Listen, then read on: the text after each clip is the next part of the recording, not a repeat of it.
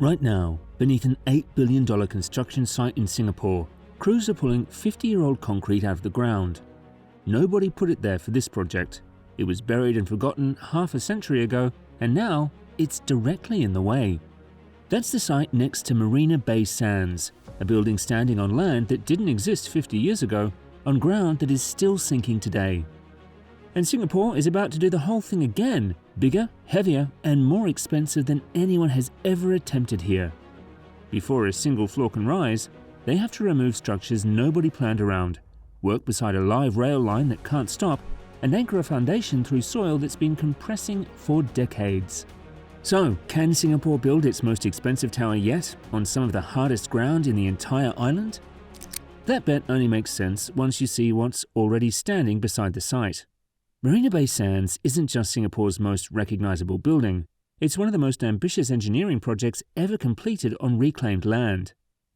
The three towers rise between 194 and 207 meters, roughly a 60-story building.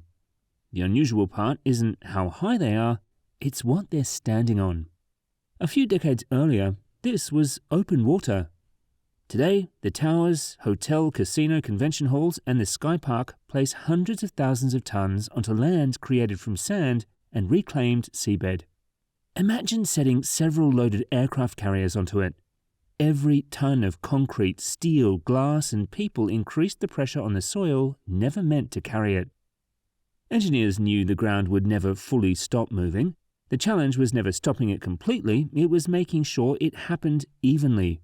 If one part sinks faster than another, the structure above has to absorb the difference. The building's signature feature is the Sky Park, connecting all three towers nearly 200 meters up. One section extends 65 meters beyond the tower that supports it, about 14 cars lined up bumper to bumper, hanging in mid-air. Every meter of that overhang increased the leverage below. The farther it reached, the harder gravity pulled, and the harder the structure wanted to twist. Supporting it was never the challenge. Controlling the forces it created was. Above it sits the infinity pool, resting on more than 500 hydraulic jacks, adjustable supports making constant tiny corrections as the structure expands, contracts, and moves. The pool holds roughly 1.4 million litres of water, more than half an Olympic pool, suspended in the sky. None of this happened by accident. The vision came from Moshi Safdie. Turning it into something that could actually stand fell largely on Arup, the engineering firm behind the Sydney Opera House and Beijing's Bird's Nest. Their job wasn't to make it beautiful, it was to make sure physics didn't win. Most coverage of Marina Bay Sands never mentions them. That's the gap this story fixes. The original was already a compromise. The vision demanded height, long spans, and dramatic overhangs. The ground demanded caution. Everything that followed was a negotiation between the two. There's a saying in construction, an architect's dream is an engineer's nightmare. For many Singaporeans, Marina Bay Sands is part of the country's identity. For engineers, it was one of the hardest projects Singapore had ever attempted. And now, the country is preparing to spend $8 billion on a fourth tower on the same ground that has never stopped moving. At this point, you're probably asking the same question. Why spend $8 billion on another casino? The short answer is that Singapore isn't really building a casino. It's competing for the people who spend the most money. When travel came back after the pandemic, the ultra-wealthy returned first and spent more than anyone. Dubai was repositioning. Galaxy Macau had expanded. Bangkok was investing hard. Every major city in Asia was chasing the same small group of people. Singapore's answer wasn't to compete on volume, it was to go further up the market than anyone else would. The new tower is planned with roughly 570 suites and no standard rooms. The goal isn't more visitors, it's higher spending ones. But the suites aren't the real story, the price tag is. In 2019, the project was expected to cost about $3.3 billion. By 2025, that had climbed to $8 billion, an increase of $4.7 billion. It's more than Singapore spent building the original Circle Line MRT. The building that defined the city's skyline cost $5.6 billion in today's money. The addition costs more than the original. and the money started rising long before a single guest checked in. In January 2025, Marina Bay Sands agreed to pay an extra land premium of roughly $1 billion. Around the same time, it secured a $9 billion credit facility, the largest single corporate financing package in Singapore's history. Those numbers tell a story before we've discussed a single foundation. If this were just another hotel tower, it wouldn't carry a price tag like this. You'll hear people say Singapore won't let it fail, and that's probably true, but that misses the point. The question isn't whether Singapore can afford to solve the problem, it's how expensive the problem is becoming, because the tower isn't the only thing being built. The site itself had to be engineered first. The budget didn't double because someone wanted a bigger hotel. It doubled because of where they're building it, and the ground is about to become the story. The reason it costs this much starts underground. The site sits on the Kallang Formation, one of the hardest places to build in Singapore. It covers about a quarter of the island and includes layers of marine clay deposited thousands of years ago. Marine clay sounds solid, but it isn't. Think of wet porridge buried underground and compressed for centuries. Stand on it and it feels stable. Put enough weight on it and it slowly squeezes water out. Researchers have measured water content of 60 to 80% in parts of the Kallang Formation, with shear strength under 20 kilopascals. Pile enough weight on it and it gives way, not all at once, but gradually and invisibly. That's the ground Singapore chose. And it gets worse because this isn't just marine clay. It's marine clay underneath reclaimed land. The Marina South District was built in stages between the 1970s and 1990s, sand placed over the former seabed to make new land along the southern coast. But reclaimed land has a memory. Even decades later, part of Marina South is still settling. Which brings us back to the concrete piles. When this land was first reclaimed, contractors drove temporary piles into the seabed to support the work. Some were removed, some weren't.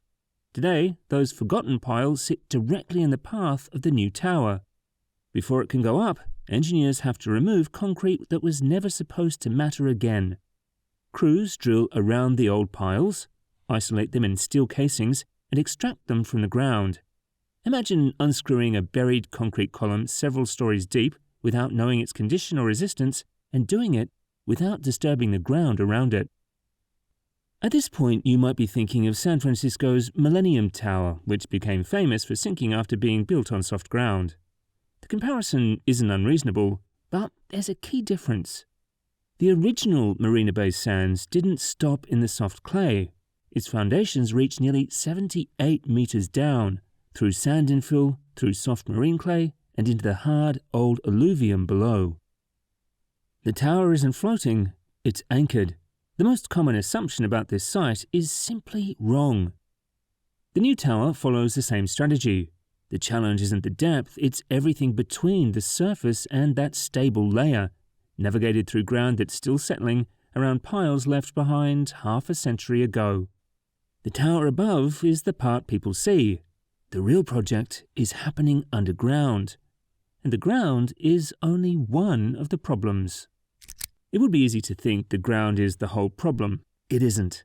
The real challenge is that every solution creates another constraint somewhere else. Start with the MRT.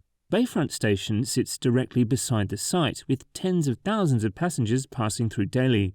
The trains keep running, the station can't move. And excavation is happening right next to it. Digging a deep hole changes the forces in the surrounding ground. Soil that was stable suddenly has room to shift, and the trains can't stop, not for a day.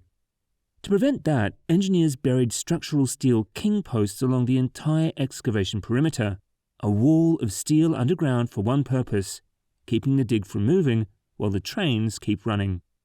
Then there's the structure itself. The tower isn't topped by a flat roof, it's crowned by a multi-level sky loop, two overlapping elliptical decks spiraling in opposite directions nearly 245 meters up. That's higher than many skyscrapers are tall. The obvious solution would be columns, but the shape is the problem. The loops reach outward, creating twisting forces that vertical supports aren't built to handle. Hold a suitcase against your chest. Then at arm's length, the weight hasn't changed, but the force on your body has. The further the structure reaches, the harder it tries to twist the building beneath it. Engineers answered with a custom steel truss system built into the tower's structural walls. No existing playbook covered it. It was designed from scratch for this building alone. Then comes the wind. The tower is rotated 45 degrees, officially for the views and to cut solar heat, but at this scale, orientation and wind engineering are inseparable. The Singapore Strait funnels wind across Marina Bay from a predictable direction. Present a flat glass face to it and the building takes on more sideways movement and twisting force. Stand in a strong wind with your arms spread, then turn sideways. The wind hasn't changed, your exposure has. Rotate the tower and it stops hitting the structure head-on. The building starts helping itself. One decision solves two problems at once. There's a misconception worth clearing up. Some worry the new tower could destabilize the original. It can't. The two are physically close but structurally separate, each on its own foundation. Most projects face one of these: an active metro line, a custom structural system, a wind-driven redesign, or ghost piles nobody mapped. This one has all four at the same time on ground that's still moving. For now, the project is moving forward. Construction is on schedule. Woh Hup won the main contract in March 2026. Around 5,000 workers are expected on site. The target opening is January 2031, with a New Year's Eve celebration the night before. From an engineering standpoint, the story is still being written. The ghost piles coming out, the foundations going in, the ground monitored, the tower rising. But the architectural argument started the moment the design was announced. Moshe Safdie has argued that reaction to ambitious projects is predictable. The Eiffel Tower was mocked when proposed. The Sydney Opera House was one of the most controversial builds of its era. Today, both are symbols of the cities that once questioned them. His argument is simple: the critics are always wrong until the building proves them right. But here's the version nobody mentions. The Sydney Opera House opened 10 years late and 14 times over budget. It nearly bankrupted the state government. The architect was forced off the project before it was finished and never saw it completed. It became an icon, but the people who built it paid a price most never recover from. Singapore is betting the fourth tower becomes the icon. The ground will decide whether it also pays that other price. The original Marina Bay Sands was already one of the hardest things ever built on reclaimed land here. Now, the country is making the same bet again on that same ground for more than twice the original budget. Is that engineering confidence or engineering arrogance? What do you think? Drop your answer below. Thank you for watching it, and don't forget to subscribe for more Megabuild stories. See you in the next one.